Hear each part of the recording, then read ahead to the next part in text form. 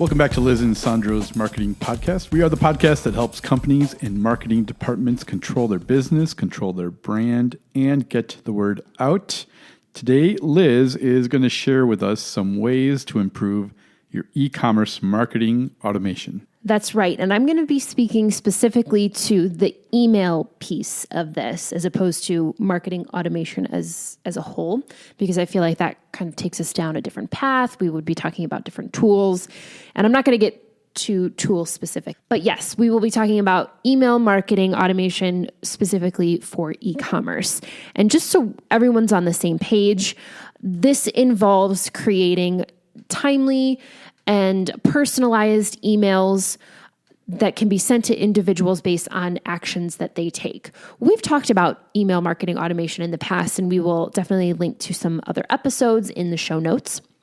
The other thing that I kind of want to set a baseline for is that most, or at least all of the e-commerce platforms that I have worked with, they have a lot of email marketing built in. So for example, WooCommerce, they have some basic email marketing automation built in. When you make a purchase, your order confirmation email, when your order ships, the email can automatically go out. So I want to be clear that a lot of the tools out there have some very basic email automation built in, ready to go. It's perfectly acceptable. For a lot of small companies that we work with, I say just use that for now. Like, let's not try to reinvent the wheel and get too crazy. Like, just start there.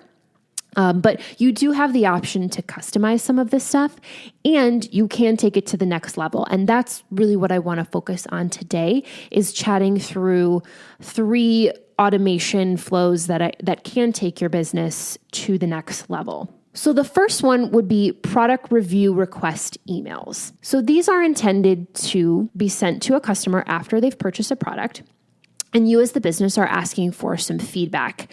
It's generally considered a best practice to pick 1, maybe 2, but I would really argue kind of 1 place where you're driving reviews to. So in the case of e-commerce, it could be Google My Business, but I also might argue it could be something like a Trustpilot.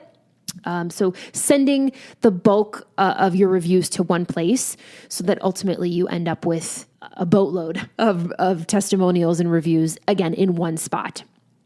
So sending an automated email to a customer after they've made a purchase at selected intervals. So maybe this is 24 hours after they've made the purchase, and then again 7 days, and then maybe 30 days. So you're just, again, kind of capturing that interest while it's fresh in the customer's mind, while they might still be having good feelings about it, like, oh, my new sweater arrived and I'm so excited. So setting that up to automatically go out, again, it's something that you don't have to think about as the business owner. You don't have to customize it for each individual purchase.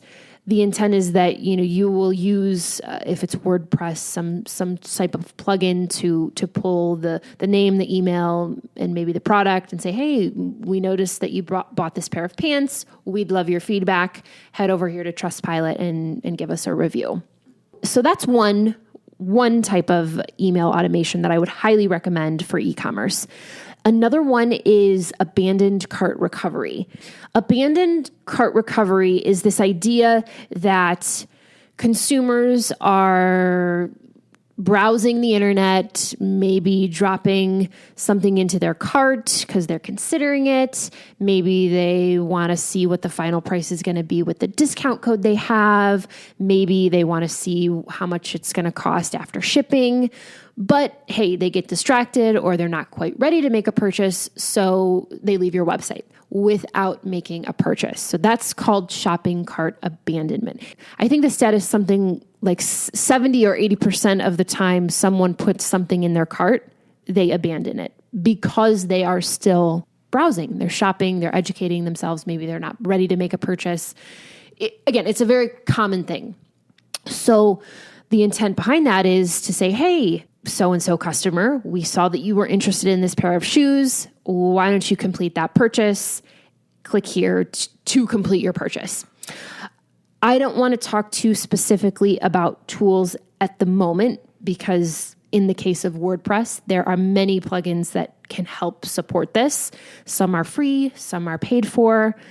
In some cases, in order for a shopping cart abandonment automation to work, the customer would have to be logged into their account, so you as the business knew what they were looking for.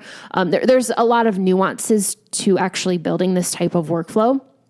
But my point is that a shopping cart abandonment workflow can be very powerful. I would also argue, and I don't want to go down this rabbit hole because it's for another episode, just some general retargeting as well. So if you have some sort of pixel on your website and then that product can follow the consumer around the internet wherever they go, whether that's a general pixel that you're doing just some general banner ads with, maybe it's the Facebook pixel and they start to see your shoes in their feed on Facebook. I mean, there's a lot of different ways that you can do that. But I think if you were able to pair a retargeting campaign with the shopping cart abandonment automation, it would be even better. Again, that is an abandoned cart recovery email automation workflow. That is such a mouthful, but you get my point. The third one that I would recommend is some sort of back in stock notification. This may not apply to everybody depending on what type of products you are selling, but if you periodically sell out or run out of merchandise and you know you're going to restock it, then you might want to consider giving customers an option to sign up for a notification when a product is back in stock. Because clearly there's interest there and you don't want to lose them to another company. And let's say that you've built really good trust with a customer. They know you, they like you, they want to order from you, and they might be willing to wait another week or two to come back and order from you when the product is in stock. Well, let's make it as easy as possible for them. So give them a place to enter their email so they can be notified when a product is back in stock. They can zip back over to your website. It's no extra work on your part aside from the initial setup. You just need to have the notification ready to go. Consumer gets the alert in their inbox, and then they hopefully go order the product from you and not a competitor. My only personal complaint about back in stock notifications is there have been times where I've signed up for back in stock notifications and I've never received one. I suppose there's a chance that an email is buried deep within my 10,000 unopened emails in my personal inbox, but I guess what I'm trying to say is don't simply put that on your site unless you're really going to use it. Because I can tell you, I can name the 2 websites where I signed up with the hope of getting a back in stock notification, and I never did. Again, on the flip side, it would be a good way to kind of burn some trust and maybe leave a bad taste in a customer's mouth if you're not truly using it as it should be. But if you are and you plan to use it and you plan to restock and email your customers, I think it could be a great way to, again, ensure that you're not losing someone to a competitor. So again, there's a really good chance that whatever e-commerce tool, plugin, platform you're using has a lot of the really important basics built in.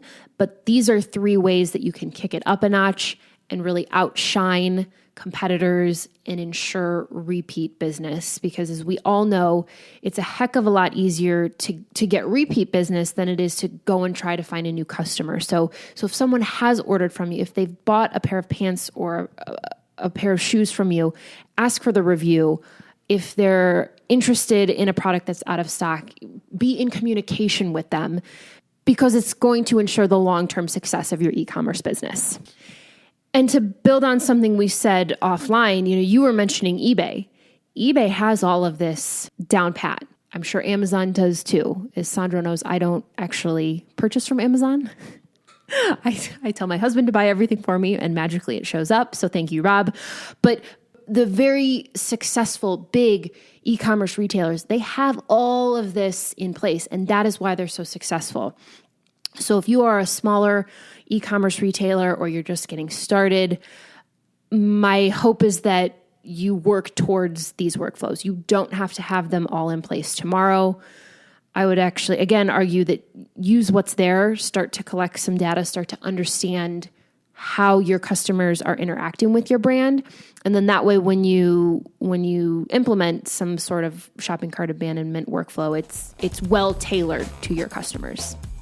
Thanks so much, Liz, and thank you for listening. You will find us where you find your favorite podcasts, and you will also find us on Facebook, Instagram, and Twitter. If you have a question, our email address is in the show notes. Feel free to message us, send us an email. We'll give you a shout out and the link back to your site. Thanks again for joining us. We will see you next time.